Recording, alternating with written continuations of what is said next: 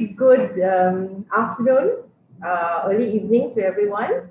My name is Sumithra Devi Valiapan. I'm a fertility specialist and obstetric consultant here in Sanford. Yeah.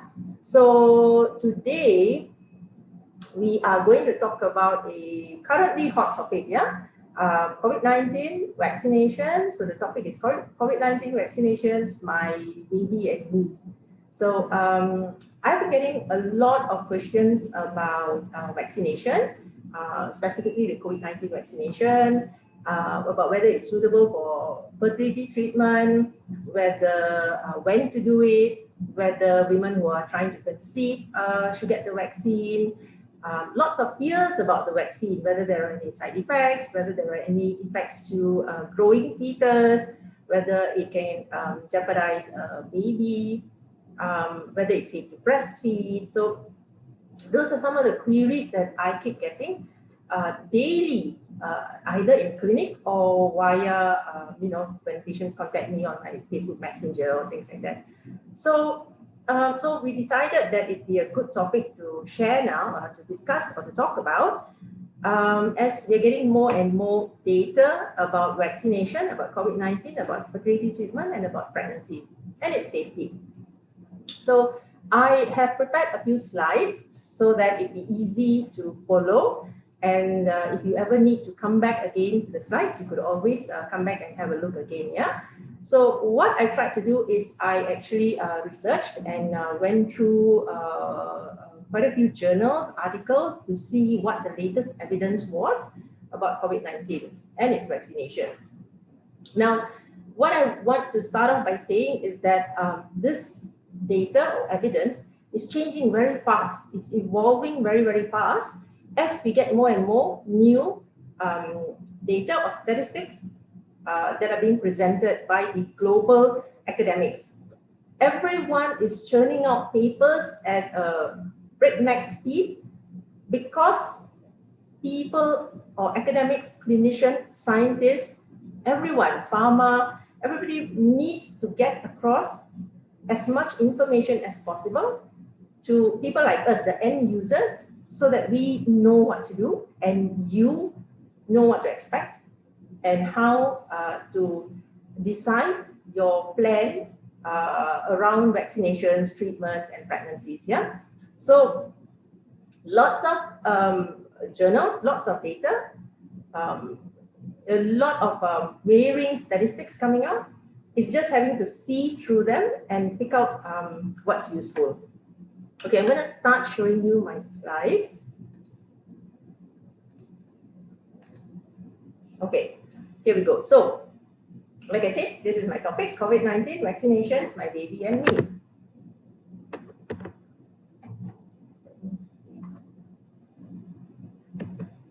Right, okay. So, now everyone knows this, but if there is anyone among us who's not aware of what's happening right now, in December, all this started in December of 2019, seems like ages ago. This was when the WHO received a report regarding a pneumonia cluster in Wuhan, China. And the causative pathogen was reported to be the severe acute respiratory syndrome coronavirus 2 or SARS-CoV-2. And this unfortunately spread worldwide and became a global pandemic and was announced a global pandemic on the 11th of March 2020 by the WHO. Since then, it's affected more than 120 countries. Now, SARS-CoV-2, just a little bit of background about this virus, is classified in the same subgroup as this severe acute respiratory syndrome coronavirus 1 or SARS. We commonly know that as SARS virus and the MERS virus. So these are really badass viruses, aren't they? So our current COVID-19 virus is the same coronavirus group. And coronaviruses can cause a variety of respiratory illnesses ranging in severity from the common cold to severe pneumonia and unfortunately, as we're seeing, death.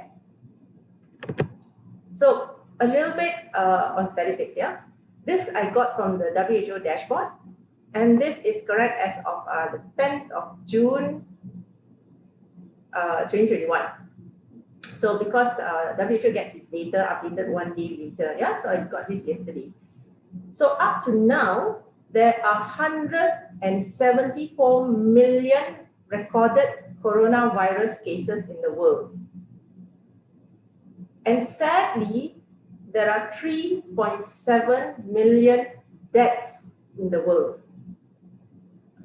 And as of June 9, 2021, because this topic is about vaccinations, so I found out that there have been 2 billion vaccine doses administered. That's a lot of vaccine that's been administered. So you can imagine there's a lot of data being pumped up now about the efficacy of vaccines, the side effects of vaccine, the problems with any vaccines.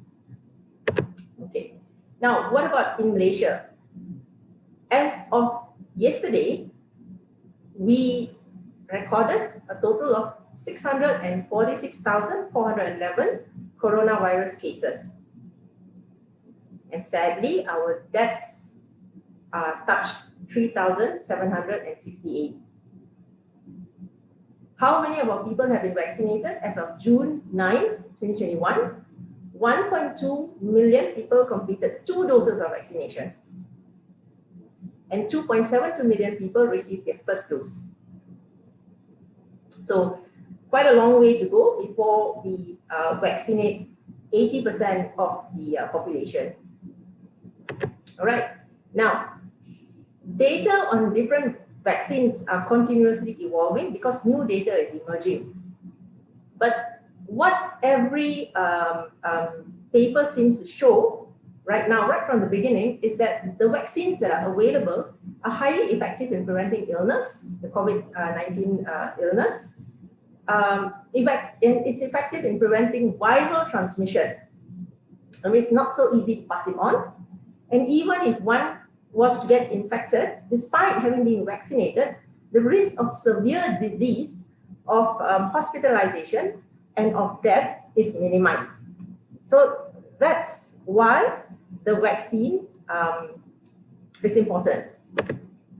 Now, what are the vaccine recommendations? What is the vaccine recommendation for pregnancy? So there are a lot of bodies. I just listed a few: WHO, the American Society of ONG, the American Society of Reproductive Medicine, lots of other organizations, all collectively agree that COVID-19 vaccination is recommended for women who are contemplating pregnancy or who are pregnant, already pregnant, in order to minimize risk to themselves and their babies. And recommendation for men and women attempting assisted reproduction, and this is by ASHRAE and ASRM. ASHRAE and ASRM are two big bodies that fertility organizations around the world follow. So ASHRAE is a European Society of Human Reproduction and Embryology. ASRM is the American Society of Reproductive Medicine.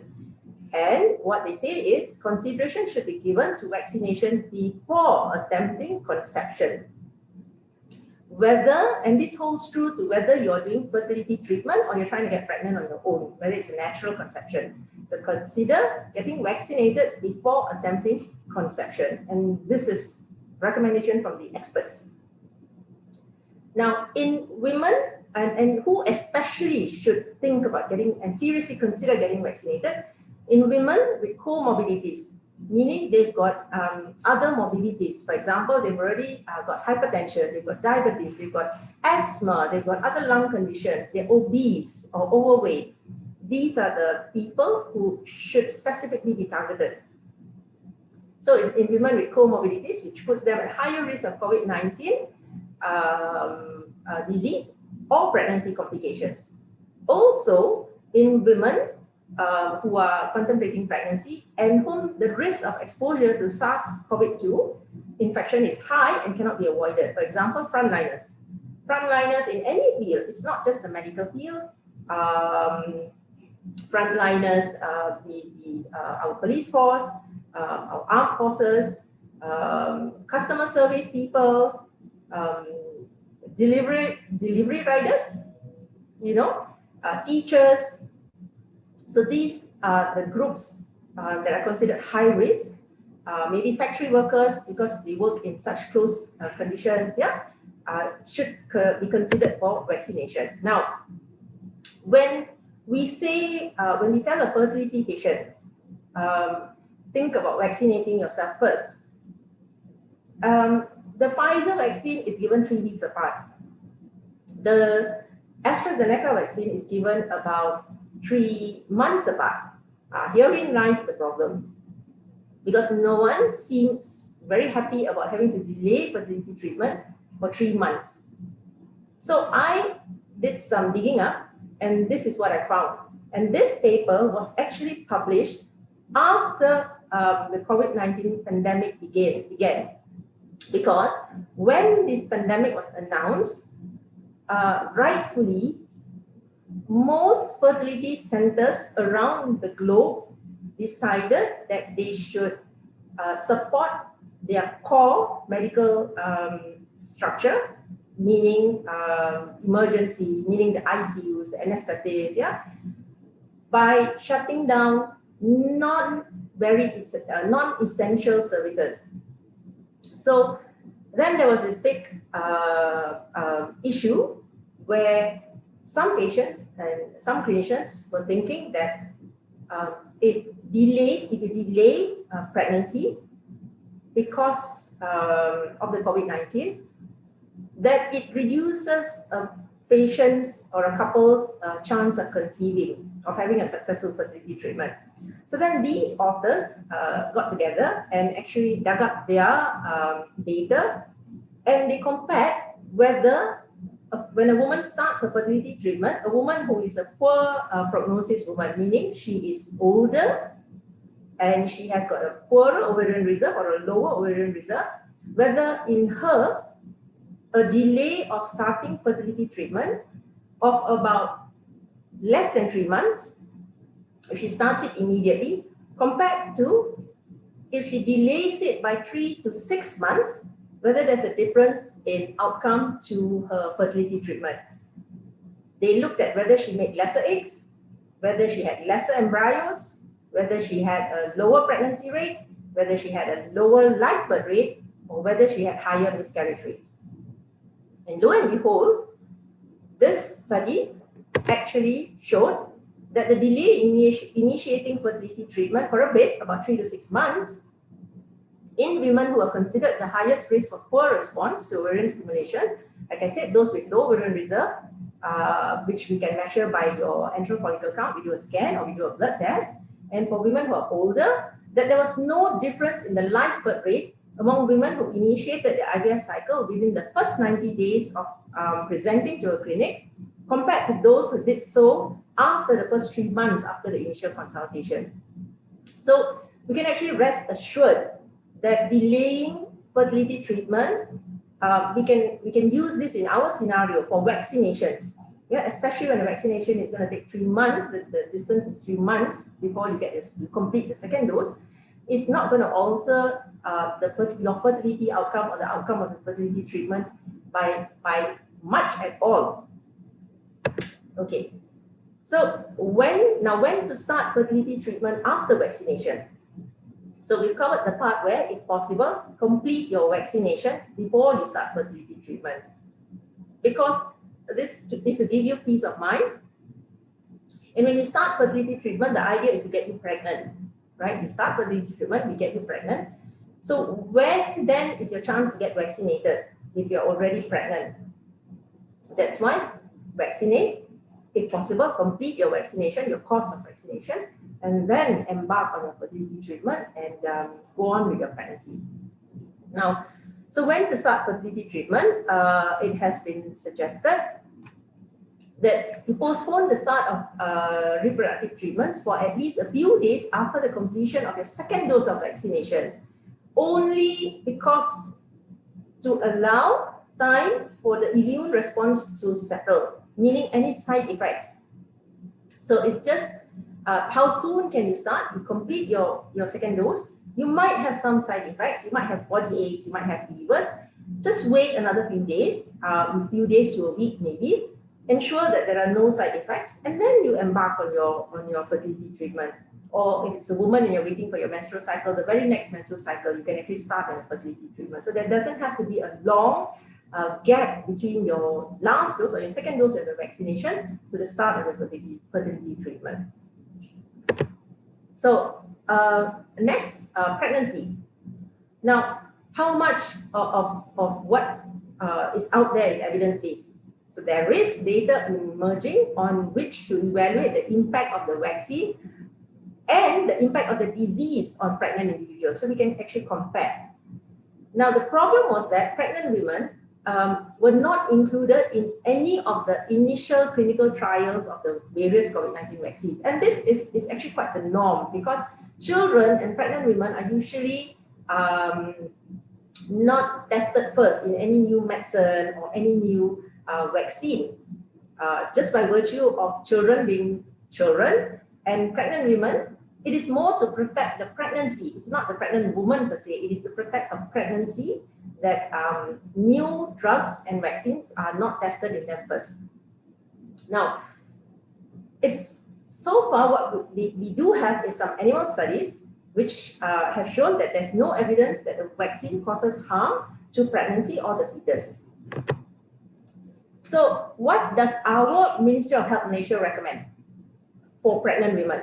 So pregnant women in Malaysia will be offered the Pfizer BioNTech vaccine, but not the AstraZeneca, Oxford, or the Sinovac vaccines.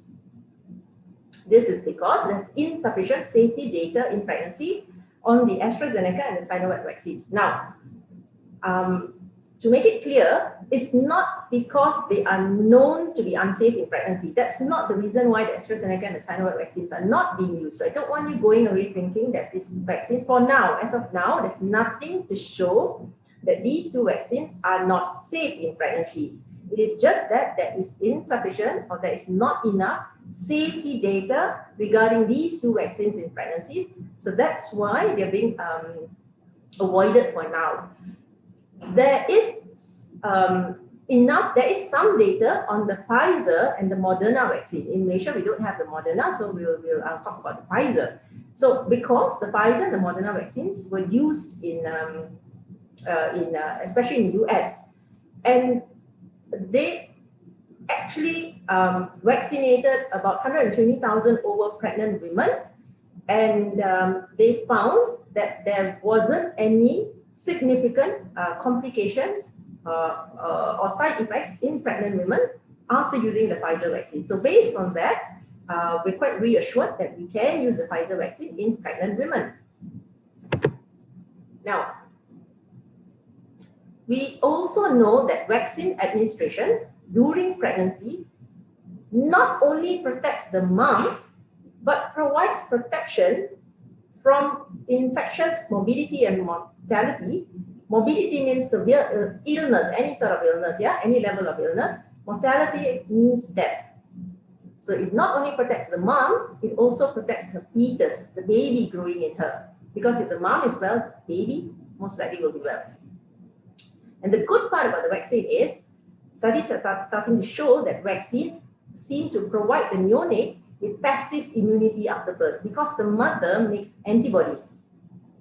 So it is not that the vaccine causes any problems in the baby, but when we vaccinate the mom, she makes antibodies. And we know antibodies can pass through to the baby. So the baby gets passive immunity after birth against the COVID virus.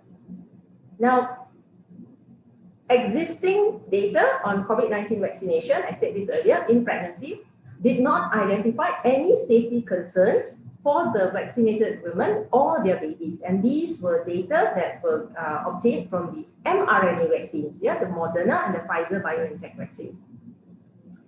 And however, there's still insufficient data on the use of viral vector vaccines.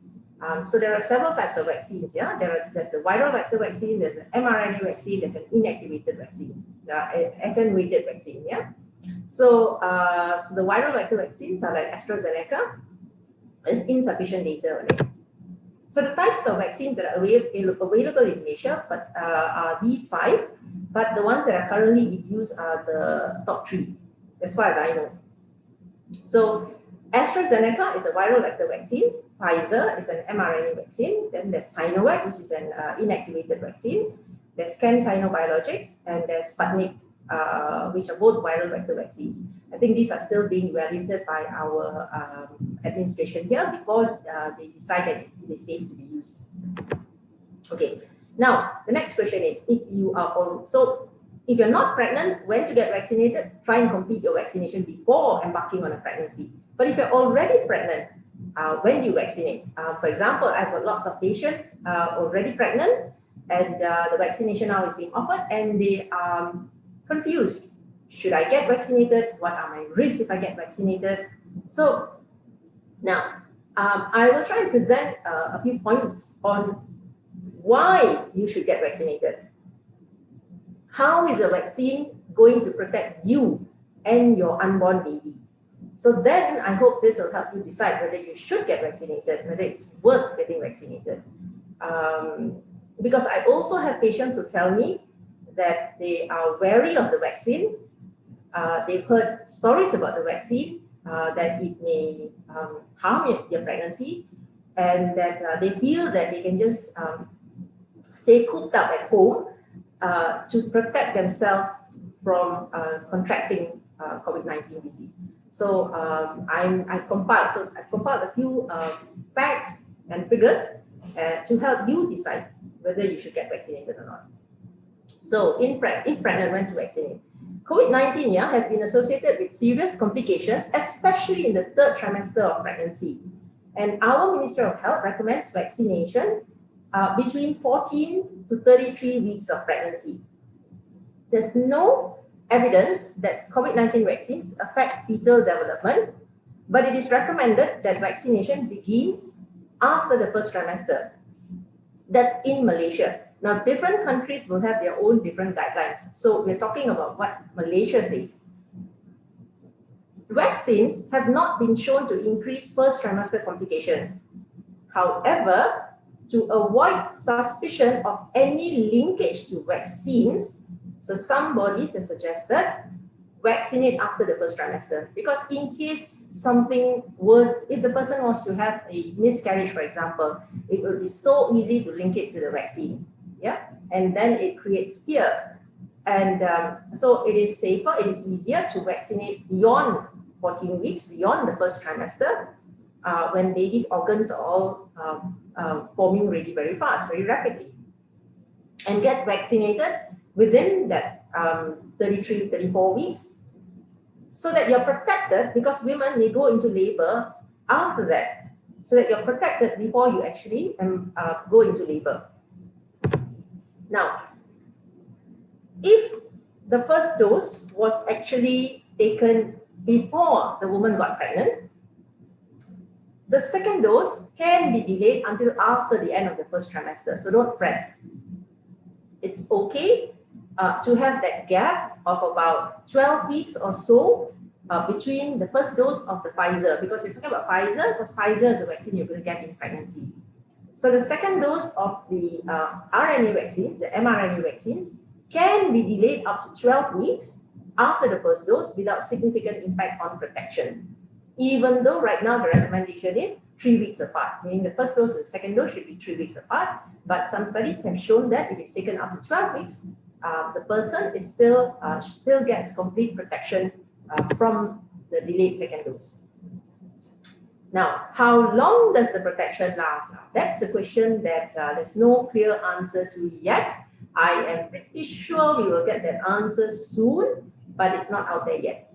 So there's uncertainty about the duration of protection after completion of the 2 doses of vaccines. Is there still enough protection at the end of pregnancy if vaccinated too early in pregnancy? So that's a question that still begs an answer. Now, a severe COVID-19 infection has occurred among pregnant patients, especially who have risk factors or have comorbidities. So these risk factors are women who are obese or overweight, women who've got asthma, who've got any sort of lung disease, who've got heart disease, who've got high diabetes, and who've got hypertension, right? So the study said that women who had these categories of illnesses actually developed severe COVID-19 disease and ended up needing hospitalization and did rather poorly. The outcome was rather poor. So women with COVID-19 are at increased risk of severe pregnancy complications, particularly if the infection occurs during the third trimester, towards the end of their pregnancy. And there was this latest study that came out in April of this year, and that was the first study that actually listed out these obstetric or problems in pregnancy, showing that women who got COVID-19, especially in the third trimester of the pregnancy, had a higher risk of getting hypertensive disorders in pregnancy. So they're called preeclampsia, they're called eclampsia or HELLP syndrome. These are all variants of the severe hypertensive disorders in pregnancy, and it can be life-threatening. That these women are also at higher risk of needing ICU admission and ventilation. They also had infections that required antibiotics. They unfortunately delivered premature and had low birth weight infants. Now, most studies point to the fact that most of these premature births were because of the fact that the babies needed to be delivered early, commonly by cesarean section, to save the mom's life.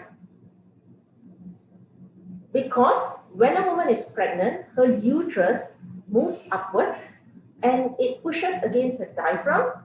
So she already has a limited lung capacity. And when she gets COVID, I think we all are aware COVID-19 is a lung disease, it's a respiratory disease. So her breathing capability now is limited, and to help the mom breathe, the baby needs to be removed from the uterus. So premature delivery for the mom, yeah, for the mom's life. Unfortunately, latest papers are beginning to show that women with severe COVID-19 disease, especially those who need ventilation, certain number of them end up with having fetal demise or fetal death in utero, or after delivery, the baby dies from severe complications. This is serious stuff. Now, 12% of neonates who were born to COVID positive tested moms also tested positive. So the theory is that maybe this is vertical transmission. The mom has passed it to the baby. But exactly the mechanism of it hasn't been explained. Now, even more grim facts, but I felt that you needed to know this to help you decide and to help put you at ease, you and your family members who are helping you decide whether you should get yourself vaccinated, or how to advise your family or your friends on whether they should get vaccinated. Now, the risk of maternal mortality, meaning the risk of the mom dying from severe COVID-19 complications, was 1.6% in one paper. And this was 22 times higher compared to a woman of the same age who wasn't pregnant. However, there was another study that was done in Brazil, and we know that Brazil actually had a very bad COVID surge. That data said that the risk of the mom dying in Brazil was 12.7%. That's extremely high. And the analysis of that is that maybe we're getting differing statistics. One is 1%, the other one is 12%. There'll be various other statistics. It also might be linked to the fact that the healthcare system may not have been able to cope. So if you inundate your healthcare system, you overwhelm your healthcare system, and then you need help, this is what's going to happen. You overwhelm our frontliners, we overwhelm our frontliners, you're going to end up with higher morbidities and mortalities, not just among pregnant women. Okay, Now, a recent review of 295 pregnancies reported a miscarriage rate of about 1.4%. This is new because previous studies said that initially when COVID just started 1 year back, the data that was coming out was showing that COVID didn't impact pregnant women very severely. We were reassuring women that it's okay to start your fertility treatment, it's okay to get pregnant, because it didn't show that women were having higher rates of miscarriages or women were doing too badly if they contracted COVID-19. So, but now the data is different. Yeah, it's starting to show a different data point, and that's why I think it's important to actually present this to you. So this is one of the difficulties that healthcare personnel will have. This is a pregnant woman, and this is how she's going to be positioned if she were to get COVID-19. She's going to be admitted to either the ward or the ICU. And this woman here, you can see, is in a prone position, it's called. And this is not just for pregnant women, it's done for every COVID-19 patient. Yeah, they do better when they're kept in a prone position. Obviously, it's challenging when a pregnant woman has to lie on her tummy like that. She has to be propped up on pillows because she's pregnant. She's got a big belly. Okay, this is just to illustrate to you some of the problems a woman who's going to get COVID-19 is going to have if she's going to land in hospital. Now, breastfeeding. So I move on to breastfeeding. So we've covered fertility treatment a little bit. We covered a little bit about pregnancy, breastfeeding. Again, I've got patients of mine who've delivered, and I'm getting messages. I got a message last night, on whether it's safe for her to get vaccinated. So data regarding mother-to-infant transmission in the postnatal period has been reassuring when appropriate precautions are taken. So can a woman breastfeed first? Number one, can a woman breastfeed if she's got COVID-19 or she's been diagnosed with COVID-19? So there was this study, very interesting, in 116 COVID-positive women who breastfed their 120 newborns. So obviously there were some twins there, their 120 newborns. And reassuringly, all the newborns tested negative for SARS-CoV-2 and were asymptomatic. And these babies were actually roomed in with their mothers. They were not separated from their moms. They were roomed in with their mothers. The mothers were breastfeeding. It's just that the mother had to take very simple precautions. She needed to use a surgical mask. She needed to ensure careful hand and breast hygiene before breastfeeding.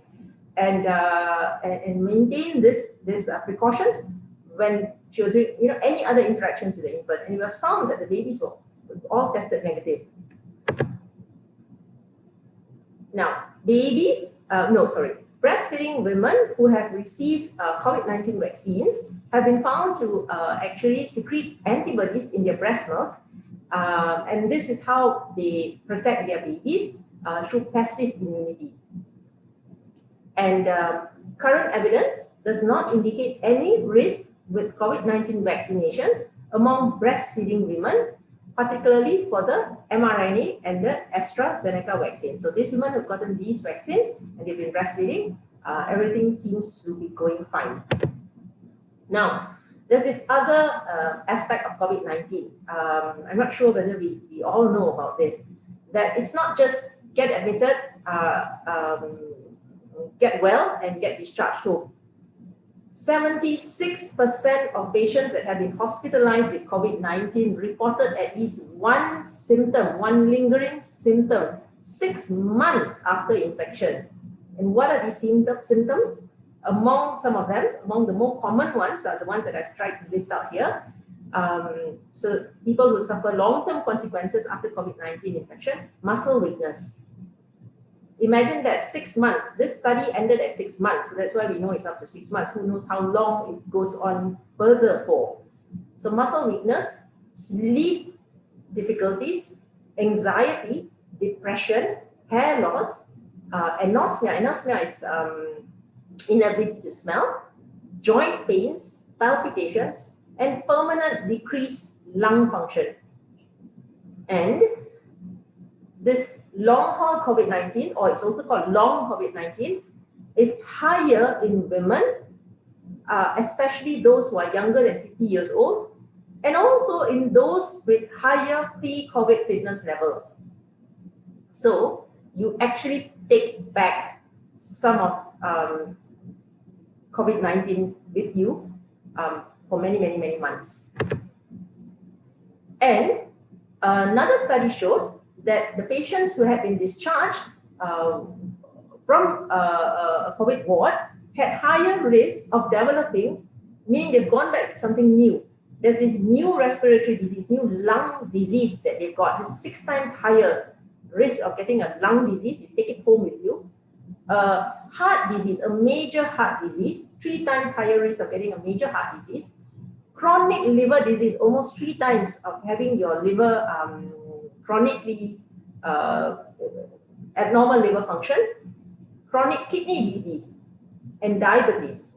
You might come in with, almost well, and you go back with this disease. This is what COVID-19 does to our bodies. And the risk is higher in those younger than 70 and non-white individuals. That was what this one particular paper said. Now, so I'm moving on to blood clots. The problem with the AstraZeneca, why there was hesitancy with the AstraZeneca, was when there was a lot of reports about blood clots.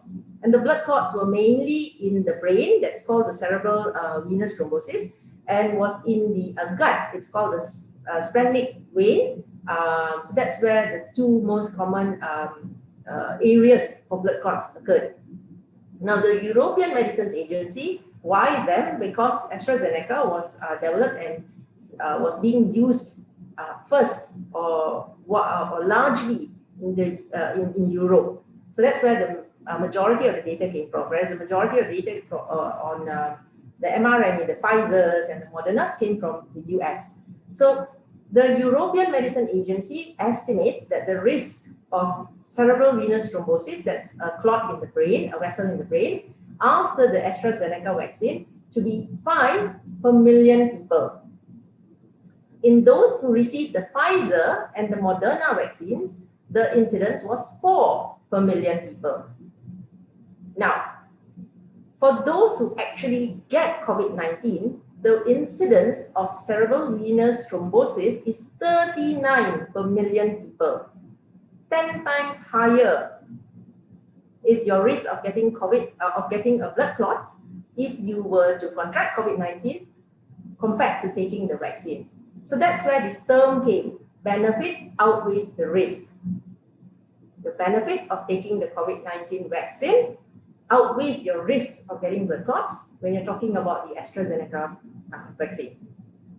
And did you know that the risk of getting a blood clot in pregnancy, in a pregnant woman, is actually 500 to 2,000 per million pregnant women?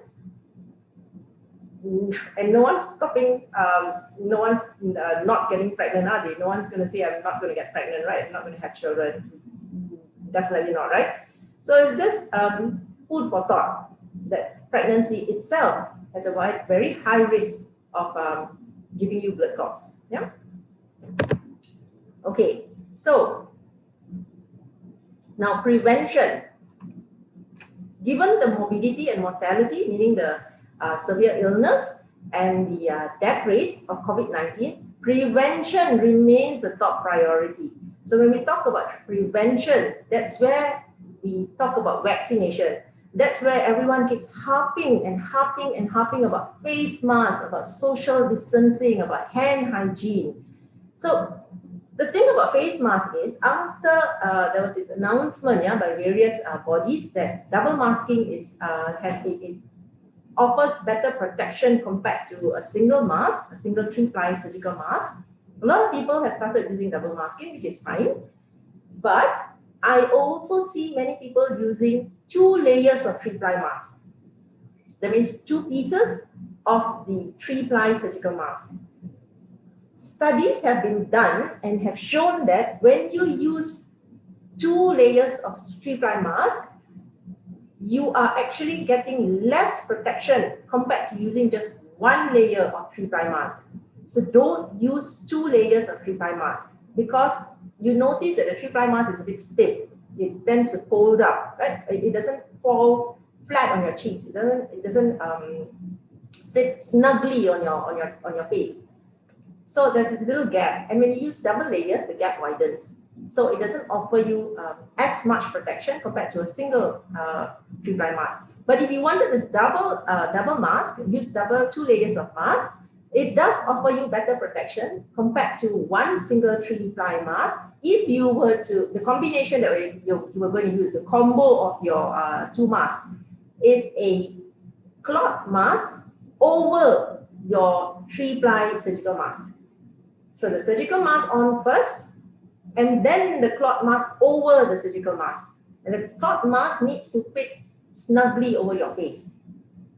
So that's when it offers you very good protection. Okay. So prevention, still a top priority. Vaccination, by face mask, double mask if you want to. Physical distancing, proper hand hygiene, hand washing or hand sanitizing. Routine cleaning of highly touched surfaces with disinfectants, door handles, yeah. Try and work from home. Avoid large crowds and confined spaces and close contacts. Our health DG keeps saying the 3 C's. And practice proper coughing and sneezing etiquette.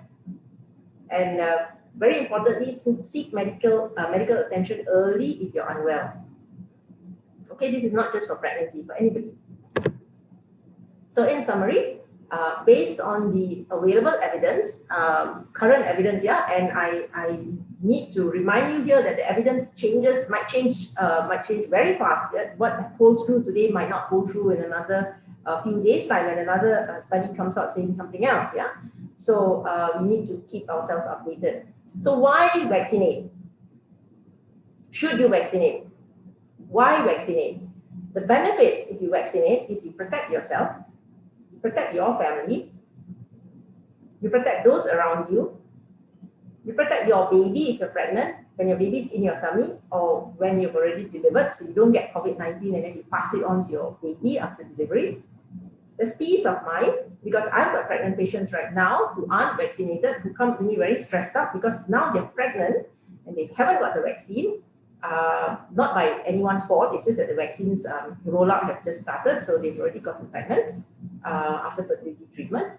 And you can see the stress. You can see the stress in them. They're like, in a mask, and they just want to go home and then just sit locked up at home. Don't see anyone and don't get exposed. Yeah. So getting vaccinated gives you that peace of mind. Obviously, if you avoid getting COVID-19, you avoid hospital admission, and you avoid this chronic post-COVID-19 disease situations, health situations. I told you take back sometimes some lung disorders and heart disorders, yeah, for the, I don't know how many months beyond the acute event. Now, how to register for vaccination? So since this topic was on pregnancy, so pregnant woman, how should she register for her vaccination? Everyone knows you've got the My Sejahtera app. You have the JKJAV, I think that's the website. You can also register quite easy. Just bring yourself to the Klinik Kesihatan Ibu and Anak, the maternal, child and child health clinics, the KKIAs we call them, right? They are easily found. They are in every district. Walk yourself there, go there and tell them that you want to get registered. They'll help you register, or the hospital where you're following up.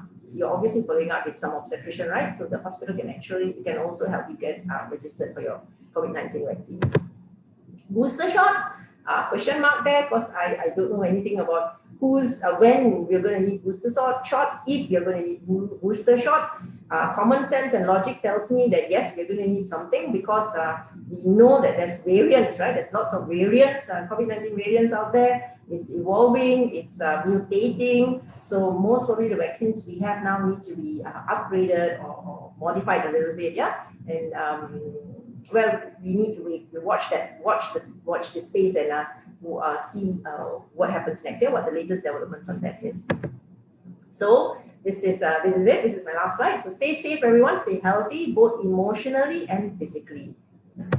Right. So thank you for listening. So let me see if there are questions.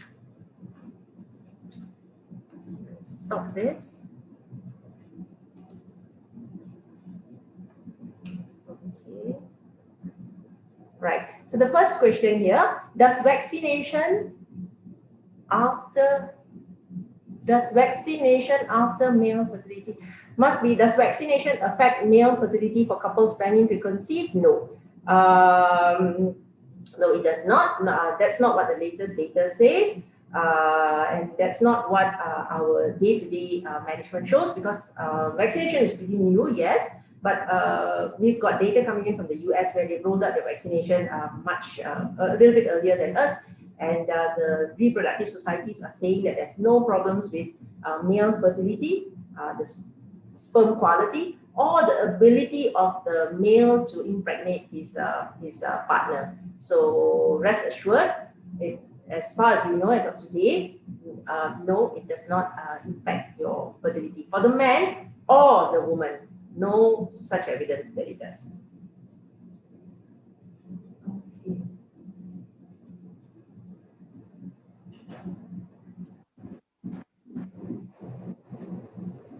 Hi, Dr. Sumithra.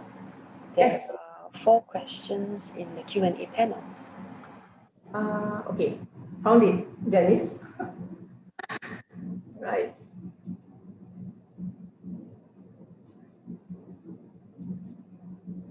Okay, so the question is, I started the IVF treatment just right before the COVID-19 lockdown last year, and I have my embryo kept untouched since then, since I'm very wary of the side effects of the vaccination. Would you advise to go ahead with transfer while waiting for vaccination, or wait for vaccination first? Well, concern is I'm already 40 this year. Now, being 40 on its own is not a terribly big issue, because your embryos were frozen and they've been kept frozen and waiting for you since you were 38 or 39, yeah? So when this lockdown occurred in last year, so you were 39 years old. So your embryos, even if you kept them for another 2 years and you'd be 42 years old, your embryos would still remain embryos of a 39-year-old woman. So they don't age. We age, but they don't age with us. Yeah, so that's the good thing about your embryos. If you can get on the vaccination list, if you can get yourself on the vaccination list, or you know that your vaccination is going to be pretty soon, then like I had a patient today, the vaccination is coming on next week. So obviously, and the next dose would be, she's getting the Pfizer, so the next dose is 3 weeks down the line. So, and she came in to start her cycle. So it just made more sense to say, why don't you complete both your doses first? I mean, 1 month is not going to make a big difference at all to your fertility. Come in after your vaccination, and we start you off immediately after vaccination. So if you know when your vaccination is going to be, if it's going to be pretty soon, then you could always wait for it. If you thought that you didn't want to wait for it, and you wanted to go ahead because you're already 40, I understand the concern in the sense that you may have embryos, but we don't know whether your embryos whether it's going to end up in a pregnancy, and you might want to collect another batch of embryos, right? That's what I can foresee, that if you might want to collect another set of embryos, I would want you to do them while you are still 40 and not when you're 41 and 42.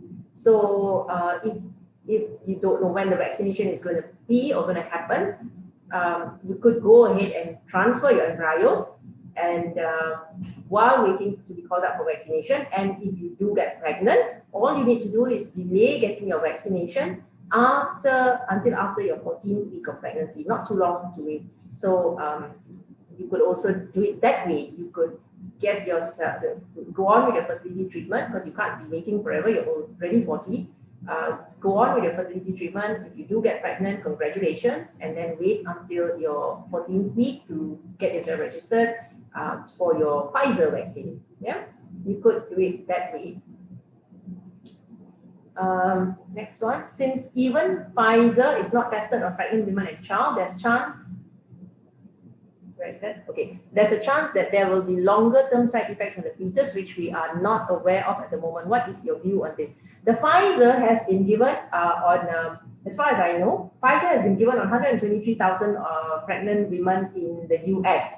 and they have got data from 5,000 women have reported, have given feedback and data, and what they know from this is that these women had no complications, no issues after getting the Pfizer vaccine. However, when you're talking about long term, you're right.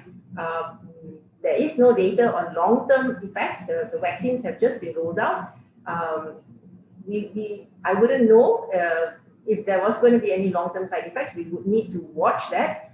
But again, the idea here is to weigh the benefits and the risks. These vaccines, the technology to create these vaccines are not new. The mRNA vaccine, the technology has been around for a long time.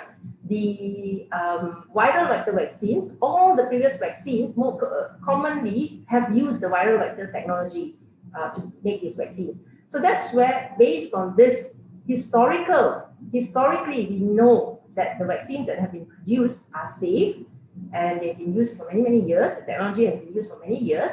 We extrapolate that and think that that these vaccines might most probably be safe. Evidence, we need to wait for it. Evidence, we need to wait for more data that comes out as more and more people get vaccinated. So, and then the other thing is, of course, like my whole talk was on whether once you know what the impact of getting COVID in pregnancy to yourself and to your unborn baby, whether you can justify that by getting vaccinated. Okay.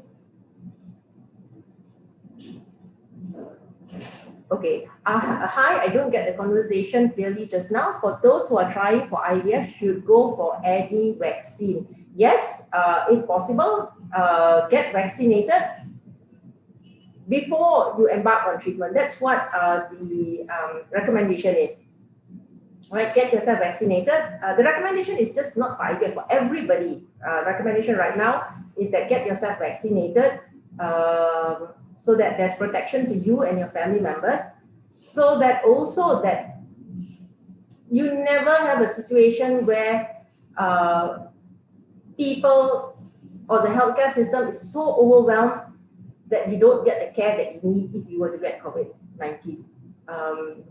I hope I can relay that. I'm relaying that quite clearly.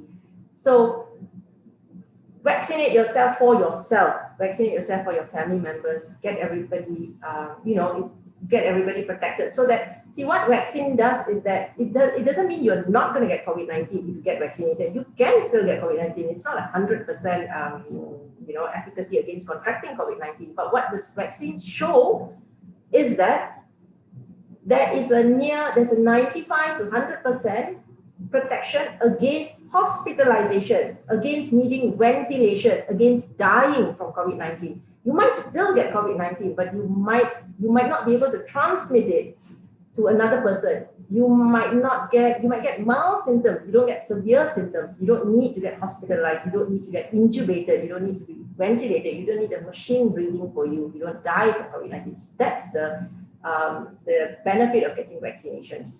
Yeah, getting vaccinated.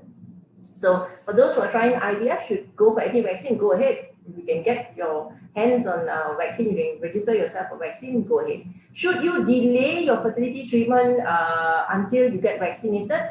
Depends on, I suppose, your age and what your concerns are. If you are very worried or scared about the fact that you might get COVID-19 during your pregnancy and you don't want any of those situations, then yes, wait to get vaccinated.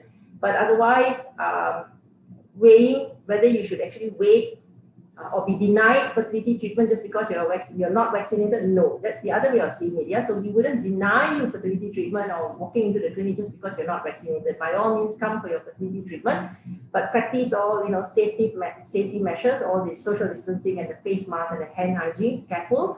And then once your turn comes up, go for your vaccine. Well, because everybody has got different scenarios that you're looking at. As the question earlier said, I'm in my 40s. How long should I wait for the vaccine? So the next one, me and my husband are taking the AZ vaccine next month after. I've lost it. After 2 doses of vaccine, then we want to plan for a baby. Is it okay like that, doctor? Or after 2 doses? do I need to go for a full check first, me and my husband? Full check for you and your husband. I don't understand. In what sense? Are you talking about a fertility checkup? Because you plan to have a baby, I'm assuming this is by naturally. But if it's if you're trying for fertility treatment, if you've never had a check, then yes, do have a check. Do have a fertility check if you're talking about trying to go for fertility treatment. Yeah. But otherwise, if it's the question is just trying naturally, no. Go ahead, get your 2 doses of vaccine. When can you start trying? Within a week, as long as you don't have symptoms. Now, the AZ vaccine, the clots were reported, especially within the first 2 weeks after the first dose of the AZ vaccine. So the first dose of the AZ vaccine, within the first 2 weeks, that's when most people had clots, blood clots. And some reported it after about a month. So the highest risk period, if you want to call it that, is 2 weeks, up to maybe about a month. There were some reported cases of blood clots after the AZ vaccine after the second dose, but not as many as in the first dose. So it's like if the first dose was okay, most probably your second dose is going to be fine.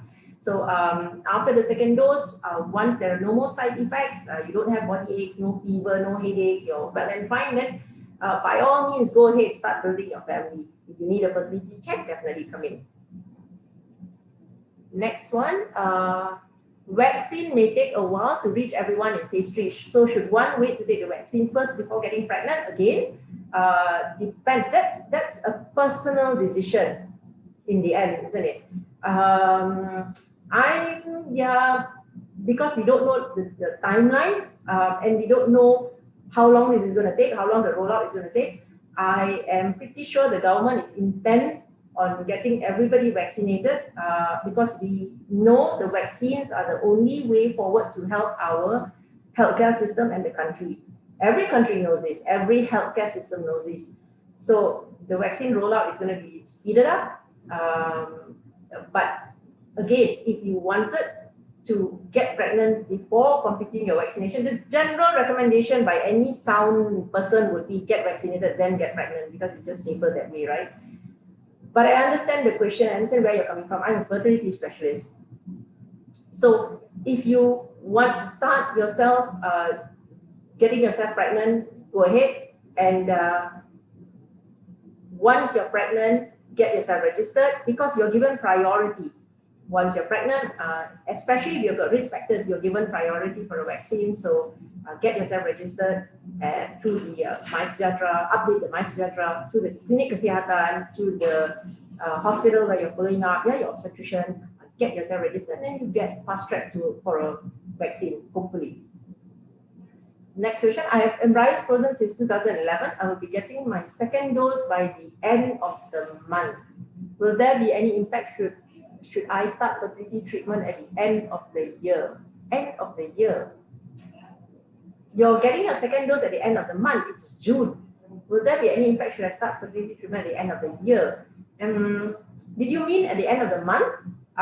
No. If you meant the end of the year, obviously no impact. If you meant the end of the month, second dose by the end of the month, will there be any impact should I start fertility treatment at the end of the year? No, end of the year, definitely not. End of the month. Well, when can you start? If your question was end of the month, meaning it's going to coincide with your second dose of the vaccination, ideally, the fertility treatment that you're doing should be spaced out of about a few days, 3 days. The American Society of Reproductive Medicine recommends 3 days from any procedure, for example, an egg collection or an IUI, or an endometrial scratch or anything. Space it out of at least 3 days between the vaccine and the procedure, so that when you get the vaccine, you're going to have some, if you do get some symptoms, some side effects, it is easy to differentiate between whether it's a side effect, is a complication of the procedure that you did. For example, if I do an egg collection now, and my patient just got her vaccine yesterday, and she develops a fever tomorrow, we'd be stumped in trying to figure out whether the fever was due to her vaccine or the fever was due to my egg collection. So that's why there's that. Try and keep things apart by about a few days, if possible 3 days, if you could by a week. If you are getting vaccinated and you're starting next week, no problems. Yeah, because that's not, you're not coinciding anything at all. So that's fine. Next one. In addition to the question on frozen embryos in 2011, I was COVID positive at the start of the year. Must have been a horrible experience. I hope you're well and fine. I hope all your family members are fine. Terrible experience, I think. So you were COVID positive at the start of the year, it's fine. As long as you are well, meaning you don't have any, you didn't bring back any sequelae. Sequelae means you don't have this, like I was saying, this heart muscle issue, this lung issue, you're fit, and you can embark on a pregnancy, and no doctor has told you that your post-COVID condition has caused you to be unfit for a pregnancy, then I don't see any issues. Again, if we fall back to the ASRM, they say that after COVID, after you finish your quarantine, you can immediately jump into pregnancy. You don't need to delay it for anything. You can immediately embark on a pregnancy or your fertility treatment. Yeah, but sometimes maybe common sense tells you wait a month, maybe give it a few weeks to a month. Make sure you're well, you're recuperated. It was a traumatic experience, I think. I don't think anyone walks away from it saying it was a good experience. No. So physically, mentally, it would have been traumatic. So get yourself fit first. Eat well. Take your vitamins, take your supplements, prepare your body, exercise a little bit. Yeah, and then embark on pregnancy. Do you need to delay? No, you don't after a COVID infection. Right, next one. My wife just took Sinovac, first vaccination. We are planning for IVF treatment. Can you advise on this? Sinovac is a few weeks apart, isn't it? So I think you're fine. Complete your second dose, and then, which would be in a few weeks. If I'm not mistaken, Sinovac is 2 or 3 weeks apart. So complete your Sinovac, and then go ahead with your IVF plan. Good on you, lucky you. You've completed, you and Yami, she's completed her vaccination, and I think she'll be relieved. You would be relieved as well if you were going to do your IVF and she gets pregnant. And I really hope she does get pregnant. At least you have that. You don't have to worry about contracting COVID, or your wife contracting COVID, and your baby contracting COVID, and needing all sorts of support after that. Yeah. So at least that one factor is taken off. That load is taken off your shoulders. But she would still need to practice all the COVID measures, yeah, the prevention measures. I cannot stress enough. You still need to practice prevention measures until the government tells us that we've vaccinated 80% of the population and it is safe to take off our masks. So for now, we still need to have a mask, hand hygiene, social distancing. Yeah, unfortunately, we need to keep doing it to protect ourselves, protect the country. Okay. What's the latest data on pregnancy risk for women aged 43? What's the latest data on pregnancy risk? Pregnancy risk, what do you mean by pregnancy risk? If you're talking about generally, what are the pregnancy risks for a woman aged 43? If you're talking about COVID, if you have a comorbidity, your risks are, if you have a comorbidity and you get COVID-19, is that the question? Then yes, you are at risk of getting severe COVID. Most women, though, yeah, not to scare you, but most women actually are asymptomatic. Most pregnant women get COVID and they're asymptomatic. There's no symptoms. Most women have mild disease. Then there's this group who will get moderate disease, and then there's this group who's going to get severe disease. Now we're worried about the severe disease ones, because these are the ones. Like I said, there was in one study, 1.6% of them ended up dying. And in Brazil, 12.7% of them ended up dying. 12% is really high. 1% is already high for me as a physician. Losing one patient in 100 is already bad. I can't imagine 12.7, what, 13 in 100 patients, pregnant women dying. Yeah. So I'm not very clear on this question. What's the latest data on pregnancy risk for women aged 40? If you're just talking in general for a 43-year-old woman who's trying to get pregnant, then let me try that one. If you're 43 and you're trying to get pregnant, the pregnancy risks are manifold. One is that you have a higher risk, about 2 or 3% of having a baby with a chromosome abnormality. Chromosome abnormality meaning like Down syndrome, Edwards syndrome, Patau syndrome. Yeah, so there's an increased risk of getting an abnormal, chromosomally abnormal baby. Then there's another category called obstetric risk. Obstetric risk means because just by virtue of being 43 years old, all us women, not just you, every one of us who's a woman, we age, our body ages, we all go beyond 40 and we all have that obstetric risk, which is that you have a higher risk of getting abnormal baby, like I said just now, miscarriages, premature deliveries, baby being too small for its size, having placental complications, baby dying in our womb, getting diabetes, getting hypertension, having bleeding during delivery, getting blood clots after delivery. Those are some of the risks.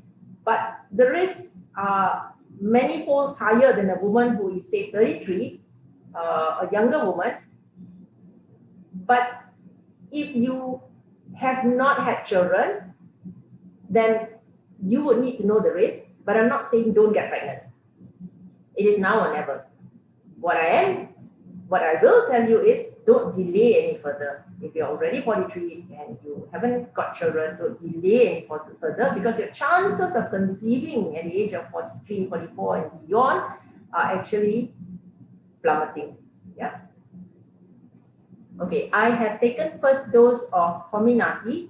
Comirnaty is the Pfizer vaccine. So for those of us who don't know, we call it the Pfizer vaccine, the Moderna vaccine, the what else? The AstraZeneca vaccine. Yeah, those are all the company names.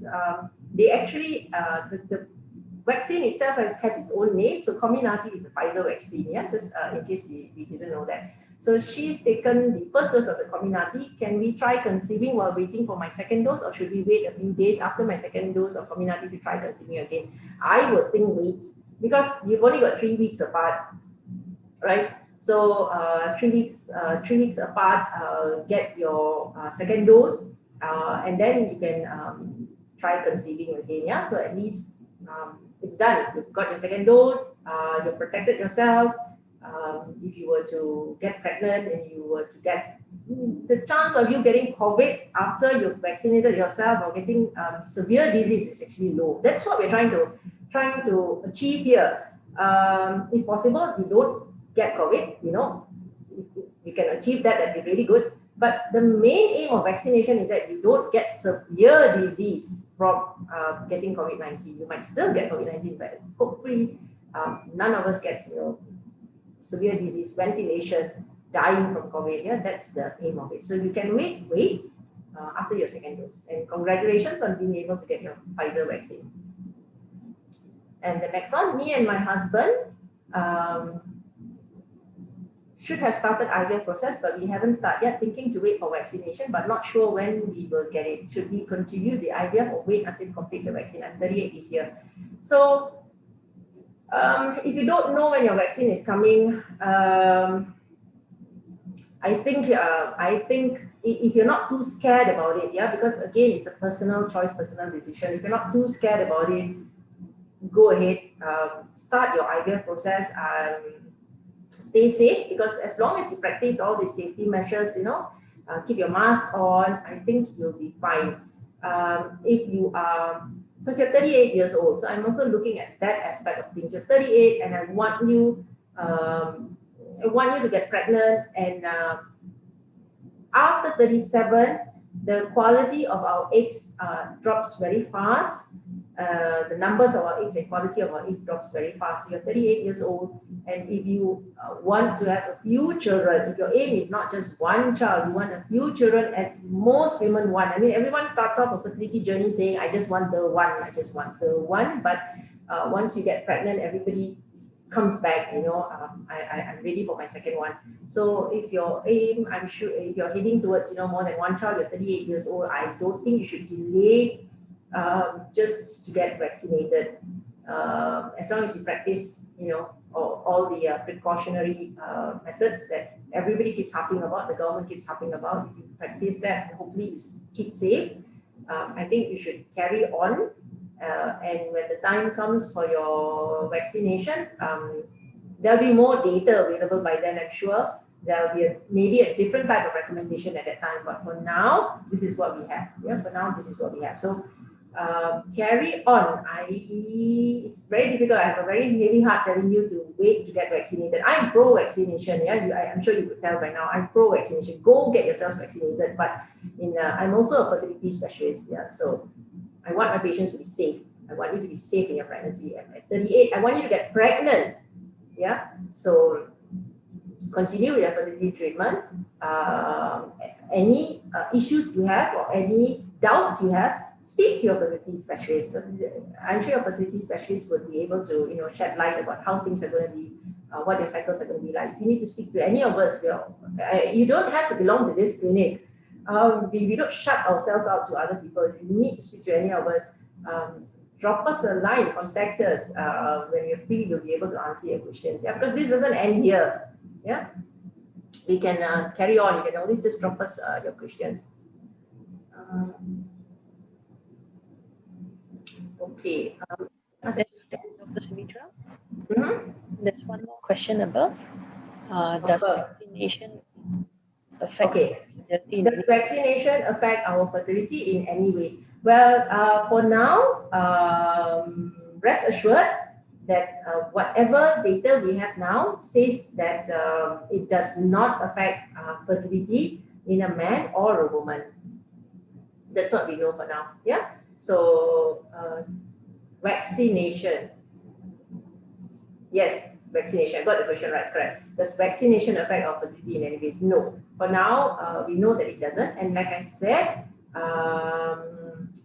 the technology used to make this vaccine it's not a new technology. That's why people, scientists or medical professionals, researchers are taking up the vaccine. It's not difficult to accept the vaccine. We're not suspicious of it because we know that the technology has been around for a while. It's just that the technology for the Pfizer vaccine, it's the first time it's being used to make a vaccine, but the technology has been around. The viral vector vaccines are like the AstraZeneca vaccine. That has been used many times to make vaccines, and they basically carry the same function, and they have something called adjuvants. At the most, these vaccines, the contents in them can cause allergic reactions. Allergies, yes, you can get allergic reactions to vaccination, but does it affect any other organ system or fertility in any way? No. Rest assured, it does not. I hope that answered your question and allayed your fears. So then I want to say thank you very much, everyone, for attending. And thank you very much for listening. I hope it's been useful, and I want you all to stay safe, stay healthy, stay safe not just physically, mentally as well. I get to come to work every day, so I think I don't feel that stress as much. I have that stress of coming and interacting with people and not knowing who has COVID, because a lot of my patients, a few of my patients have also come back, being COVID positive and all that. We know about it a few days later. So that stress is always there, but we take all the precautions. I'm sure every center does. We take all the necessary precautions. But I'm sure for the rest of you who have to work from home, who've been working from home for 1 year, I can't imagine actually being cooped up at home and hardly being allowed out. Please take care of your mental health as well, not just. I'm sure your physical health is also affected. Lots of people tell me they don't get any exercise. So try and do what you can do. Keep yourself healthy and fit mentally and physically. Stay happy, stay safe, and hope to see you soon with our next topic of discussion. Thank you very much, everyone. Have a really good evening. Have a very good weekend.